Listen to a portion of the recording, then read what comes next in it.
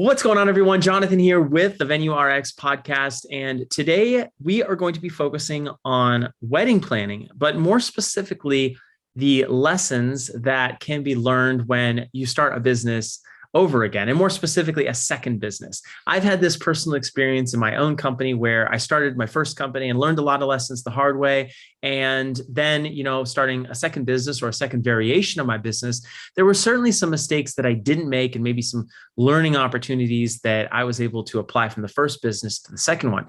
My guest for today is Chanda Daniels. She is based out of San Francisco, and I'm really excited to talk with her today because she has two incredibly awesome planning companies, both that serve slightly different clientele. And she's going to get into that a little bit with us today. But we're really going to hone in on kind of her evolution in business and some of the things that she learned as a process of these two companies and the great work she does up in the San Francisco market. So without further ado, I'd like to welcome you, Shonda, to the show. Thank you so much for being here.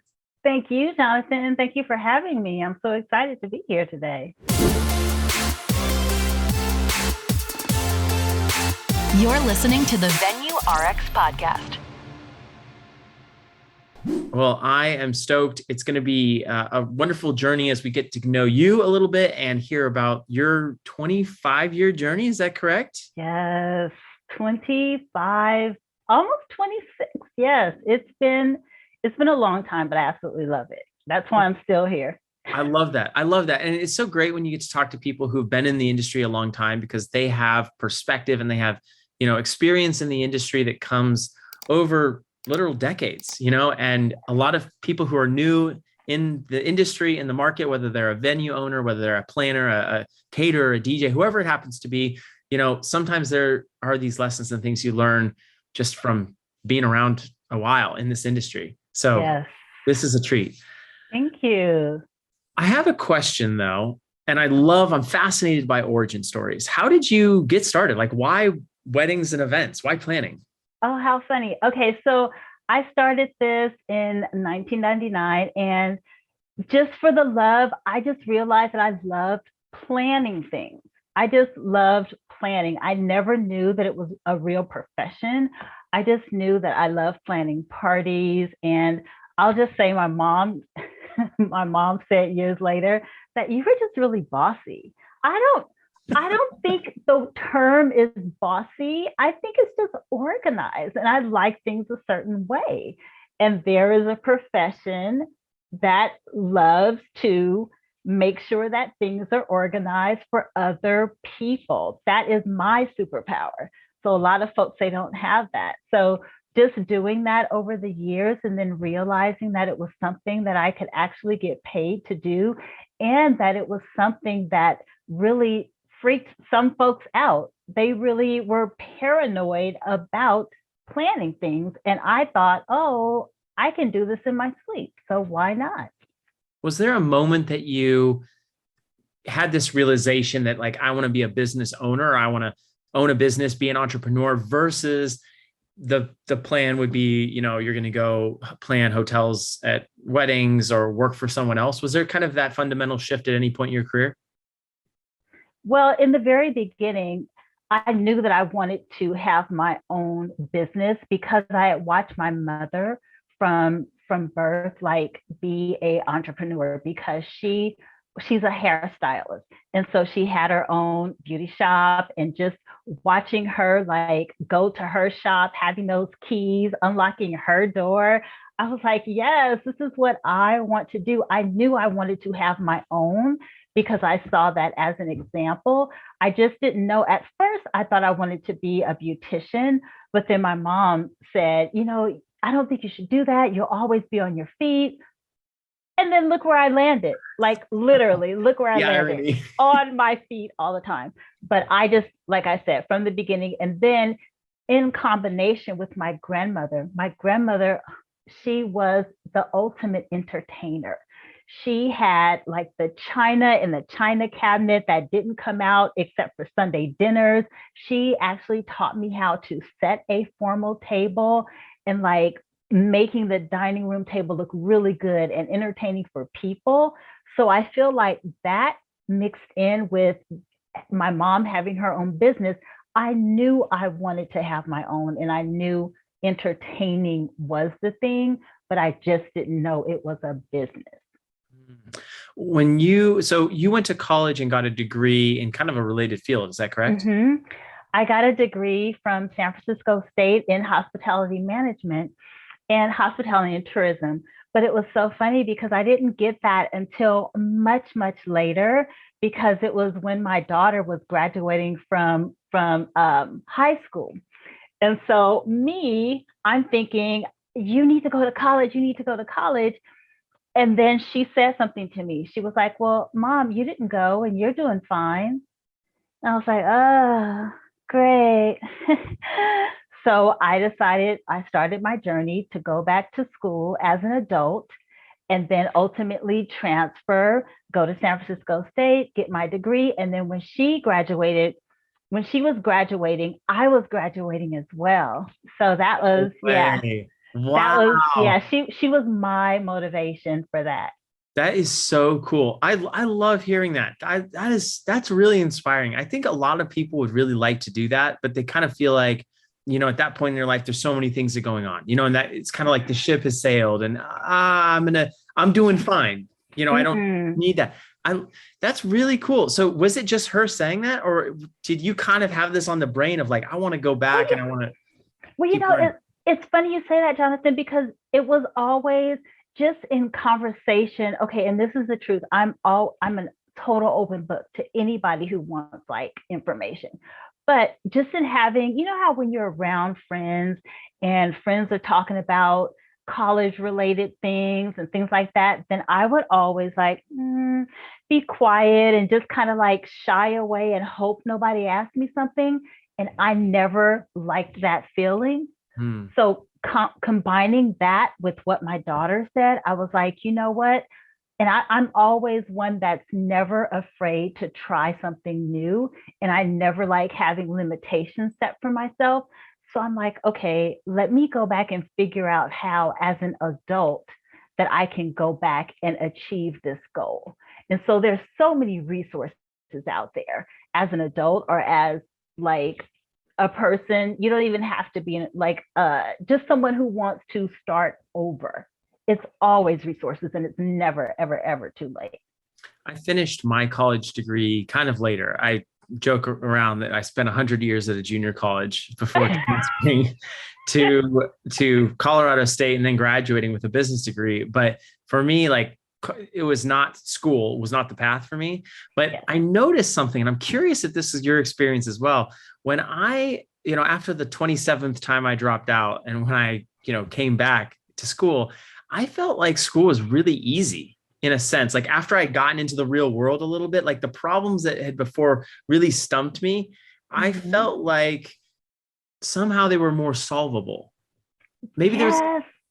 No, you are on the right path there, Jonathan, because I feel like because of my work experience and because of life experience, I was able to take things and apply them differently and relate to them differently. But I'm not going to kid you. I swear, I think I took calculus like 50 million times. And literally, if you go to my Facebook page, I feel like everybody followed me on that journey because that was the hardest thing to pass. But I got an A in it. But ultimately, it was the hardest thing ever. I was like, I'm giving up, but I did it, Yeah, that's powerful. I love that. Well, let's jump into your story, like the story, like the story that everyone probably came here for, which is all about your businesses. So you've got the two businesses. Can you kind of share with us what's the difference between A Monique Affair and what's the difference between Chanda Daniels? How do you kind of discern between the two, and what individual types of clients do those two businesses serve? Okay, so the first one, A Monique Affair, that's the one like ultimately that I started from the very beginning. And that was me building my career, building my reputation, building everything, client base. So after doing that for so long, I decided that I was ready for the next level. I had done all the venues in the Bay Area. I had done a certain type of wedding forever. And I personally was ready to do something different. However, I didn't want to leave behind the base that got me where I am now, right? So I didn't want to feel like, because all of that, it took forever to build. So what I decided is I did some research, and with an amazing mentor who helped me decide, like, you know what, this is time. When you're starting to feel like it's too easy, that means it's time for the next level. And so I wrote down like what I wanted to see out of the next level. I wrote out, because of all that experience, I knew exactly the type of clientele I wanted to attract and to work with. And so I built the brand speaking to those clients. I wanted to do wedding weekends. I wanted to do my style, which is fine. I call it refined fine art. There's a look to it. There's a feel. There's a vibe. That's what I wanted to do. Before, it was everybody else's. It was my clients, what their style was, what their color scheme, their color story, all of that was theirs, right? And so then I just put all that together, wrote out what it looked like, made my put my budget together, like what would it look like to produce a wedding weekend, and all of that, and did a beautiful, amazing shoot to put it out there, like, this is what a wedding weekend, this is what Chanda Daniels style is, and it just took off from there. I love that. So kind of really like a high-end event designer, like you have your own design, Yes. your own inspiration coming off of your experience. That's incredible. Yes. So why the San Francisco market? Is that where you grew up? Yes, I grew up in Oakland. So I'm based in Oakland. And so I wanted, like, A Monique Affair, our A Monique Affair clients, they are what I call relatable elegance. They're colorful, just down to earth, just party, relate every single thing, right? And so my team, I have a team of planners now who plan those events. And A Monique Affair now is also used as like a training, because when I started out, I didn't have anyone that looked like me. I didn't have anyone to look up to. So I wanted A Monique Affair to remain and still serve that same clientele, that 95,000 and below, but still have amazing service, the flawless experience, and also to train other planners the right way, because some are out there being rogue. I wanted to train them the right way to produce an amazing event, so no one has the chance to say that they didn't have the resources or the training. So it's used as several different things here. But yeah, I wanted to stay in the Bay Area because that's my home. But we branch out and we go everywhere. Yeah. Well, there's a question just burning in my mind. Okay. Yeah, it's the things that you learned through the process, because you not only, you're doing a similar technique, right? You're still, you're doing a similar action. You're planning a wedding or planning an event, but the price point changes, the client changes. I assume the motivation and the mindset and things like that. I don't want to go there quite yet, but I do want to ask you about the differences between there. But I'm really curious on the business side, were there some things that right away, as you were starting Chanda Daniels, that you kind of you knew right off the bat that you needed like this type of corporation, or you knew right off the bat that you were going to put a bookkeeping system in place? Like, were there those things that were a part of your journey with your second business that you learned and you cut your teeth on in your first business? Oh, yeah. Oh, the biggest thing is defining who my market was. In those 25 years ago, we didn't know that. It was just about you're a wedding planner and you just put it out there. You cast this fishing net and then just pull in whomever comes, whoever signs a contract, boom, that's your client. But in that time, I learned, like, okay, here is who my ideal client is. Here is where they shop. Here is all those things, so I can speak directly to them versus just putting a message out there and spending a lot in advertising dollars and just kind of like seeing who will come, see where it'll stick. I knew who I wanted to talk to. And that was absolutely learned experience. Can we dive deeper into that in a very practical way? Because I've been there as well, but I know it's the scariest thing in the world to like niche down as the term. Everyone hears that term. And then something that I personally did, I started niching down. I said, okay, well, I want to talk to this set of people. This is where they shop. This is what they do. And I felt like I came down with like 2 people in the whole world. But those amazing 2 people, you were happy when you worked with those 2 people. You did an amazing job. Like you were excited to go to to have them. Like that is like you said, it's a scary thing to do, but it's an important thing to do because there's a million planners out there. What makes me different, right? What makes you stand out in whatever discipline you're in? Because you can't just advertise to those same people that let me use this as an example. So say, for instance, if there's a planner that loves DIY, I love this example because I know that Chanda Daniels is not a DIY planner. I don't DIY anything. So that's not my bride. That's not my couple. So if I'm advertising to everybody and just if that DIY person comes, it's not going to be a good experience for either one of us. I want that person to work with a DIY planner who will be excited to work with them, who will bring the resources to work with them. So it may seem like you're turning things away. However, you can't please every single client. You can't be for every single client. And if everybody had the confidence to do that, we would be able to match so quickly because you will put it out there and then like attracts like. So true. I love that.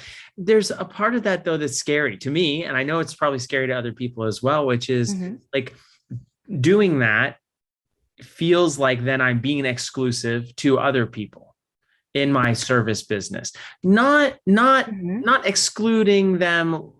I'm not saying excluding them like that you won't serve them. I'm not saying that. I'm saying excluding them because you're I assume creating verbiage and marketing and words and what you put on your Instagram and all that you're calling out to that person, that client, but because you're calling out to that client means you're not calling out to the 27 other types of clients that you could be. To your point, was there a moment that for you when you were doing that I was like am I going to stay in business? For the first part, yes. In the very beginning of AMA, yes, because it was scary. I was like, well, if I don't accept this type of client, what does that mean? Am I pushing them away? And ultimately, you learn, yes, you're pushing them away. You're pushing them to someone that they will work better with, right? It'll be a better experience because, like I said, like with my DIY example, that person, that DIY planner will be like, oh my gosh, I'm so excited. Yes, let's do this. Let's do that. Where Shonda would be like, DIY, I don't know the first thing. Where do we go? So it's that way. Okay. But like so it's a mental reframing, it sounds like. Yes. Instead of saying I'm closing off, you're passing on. You're passing. I love that. Yes. And letting someone else create that amazing planning experience, because it's the same with florists. Each florist, yes, everybody can do flowers.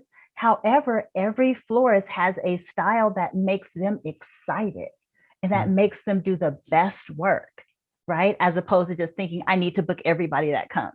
Yeah, I love that. So if you're listening to this right now and you're on YouTube or you're on Spotify or iTunes, wherever you're listening, think about that for a minute, because I think to your point, like, people need to spend that time clarifying that. And it sounds like that's what you've really done with Chanda Daniels and kind of the clientele, the weekends, the art element, all of this that you're executing now.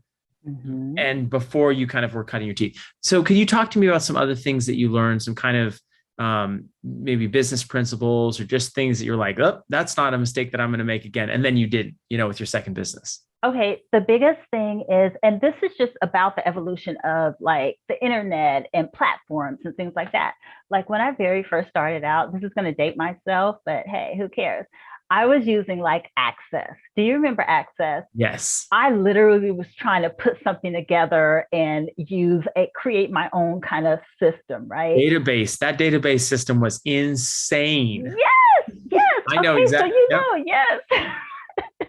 So now we have a honeybook, we have an aisle planner, we have all of these, and for whatever discipline you're in, you have a platform that makes it easier for you and your clients to work together, to keep your systems together. We have QuickBooks, we have so many different things to keep your business organized behind the scenes. So you're not just looking at a bunch of Excel, but if Excel is your comfort level, do Excel. However, now we have so many platforms that are made especially for our industry to make those behind the scenes so easy. And so, yeah, when I did Chanda Daniels, I just was like, okay, I'm using all of these and I don't have to start literally from scratch. That's huge. Mm-hmm. And it's crazy because, with all those different tools, the efficiencies that it creates, I mean, a team of one or even two all of a sudden plays like a team of 4 or 5 people. Back, even a couple of years ago. I mean, we're not even talking 10 years ago. We're talking 3 to 5 years ago. Exactly. With some of the capabilities. So that is incredible. So you're talking about efficiencies. You're talking about clarifying your branding. Were there anything else that really stuck out to you that was kind of that aha moment, or maybe a painful lesson that you had learned with AMA? That you kind of applied and didn't do, maybe even with networking or anything like that? With networking, okay, so there's 2 things. So the biggest thing was building a team, building my team. In the very beginning, I didn't know. I was just after the first wedding and I did it all myself. And I was like, oh, hell no. Sorry, I don't know if we can curse. Yeah, we can. Yep, no problem. I was like, oh no, I'm not doing this again. And so just realizing like, okay, I need to build a solid team, and then learning about payroll and workers' comp and all of this. So going through and building a business and making it legit and just taking it over to the next step, that is all a learning process, because no one really, back then, it was just like, okay, I want to plan weddings. Who knows about workers' comp? Who knows about insurances? Who knows about all these things?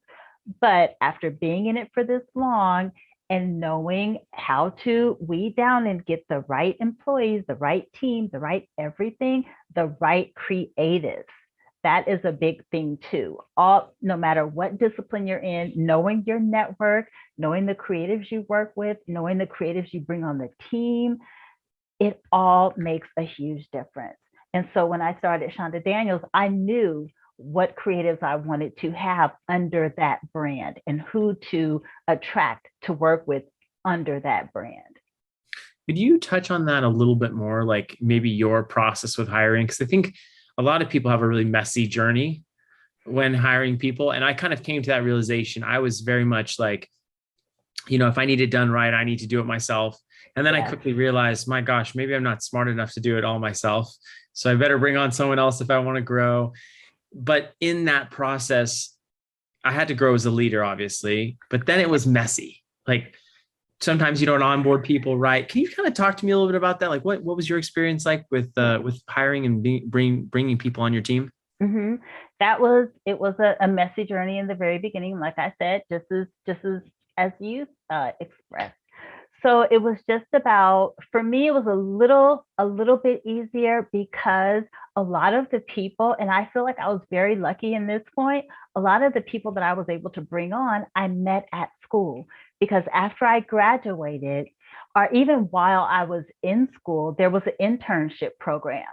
And so because I was established and I had been in business for a while, I put my name in as a mentorship outlet or a place where people can can do that.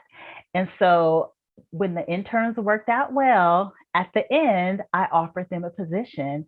And so two of my planners right now, or maybe three, oh my gosh, three of my planners started off in that internship program and stayed with me forever. And Wow. that's why they got promoted. But in between that, it was hard finding those other people. I've put out ads. I hired my daughter. My daughter now she's the HR person in our company. So we've talked, and this is a learning experience for her too. Learned about HR, learned about the onboarding process, learned about the insurances and all of that too. But it was literally trial and error at first. But luckily for me, like I said, luckily for me, I had that base of the school to pull from. Because if you think about it, every single semester, there's a whole new group of folks coming out of hospitality, and what better way? So it was a win-win situation. That is huge. That's something that I feel like I know. And I feel like so many of us need to be reminded, right? More than taught. We know these things, but you said that just now. And I'm like, my God, of course, we've got a couple positions right now. I'm thinking, man, I got to reach out to the local school. Yes. That's huge. I was going to say, for everybody listening, yes, if your colleges if they have a hospitality department, definitely reach out because those students, they learn the fundamentals, but then they are hungry and they want to get jobs in the industry. And a lot of times with hospitality departments, they will focus on hotels, but there are still a handful of folks who want to do other things also. So definitely reach out to them. At least start off with the internship to see if that's the right person for you, but still use them. Definitely the junior colleges, everything. Wow. That's such great advice. This is incredible because I feel like not many people start a second business in the same industry that they're in. I know, it's crazy. But I love it. I love it because you double down on your skill set. And so I want to ask you a couple of questions about that. What was there ever a moment for you as you are thinking about, your first business before you started your second business, kind of thinking, oh, maybe I want to do something else. Maybe I want to get into a different industry, and kind of had that entrepreneurial ADD that I know sometimes people struggle with? Well, okay, so this is funny that you asked this question, because before, and this was my cue that I was ready for something different, right? Okay. Or some kind of shift. I was thinking, okay, how can I stay in the industry, still help wedding creatives, and be excited? Like, what could I do? And my wife, who is I call her a financial whiz, but she has her own business. She's a finance director. And so I was like, okay, so maybe what if I work with other folks in the industry and I'll do their accounting, I'll help them set up because that is one thing that people are so petrified about, right? Yeah. So I'm like, okay, I can show them how to use QuickBooks, show them that it's not so scary, show them about the literal behind the scenes things that people don't like to work with. Yeah. And then I toyed with that for a bit. And then I was like, how open would people be because they know me? I've been around for so long, but they feel confident. And so I was like, okay, maybe it's time. Let me just shift and do this. So at that point, you knew a shift. I need to make a shift. Yes. And as you were analyzing it, you kind of felt like doubling down into. So I love that because I see a lot of people who jump into the wedding and event industry and they're in for 4 or 5 years and then they go and become a real estate agent. Yes. Yes. Or they do something else, or, they jump out and then they jump back in and they do a little bit of wedding planning, but then they do more, like I said, real estate, I feel like is a big one, but just going back to whatever they did before, whether that's finance or whether that's, whatever trade maybe they originally even came from, because a lot of people kind of stumble into the industry. But I find that there are these compounding lessons, and we've been talking about a lot of them. Yes. Yes. And so I love that you did that. Well, Share with me a little bit about the future. Like, what are you looking to do? What's next for you and your brands as you keep growing? It's so funny because the other thing that I've always wanted to do, I've always wanted to have, this is the perfect podcast for this, but I've always wanted to have like a small, intimate B&B that you can have weddings at. And I'm not a good cook, but somehow make scones and things like that, and where people can get married at. That to me would always be my like retirement plan. Yeah. And then maybe think about teaching. I thought about that, like have my own kind of mentorship, like outside of the school. But those have always been like on the back of my mind.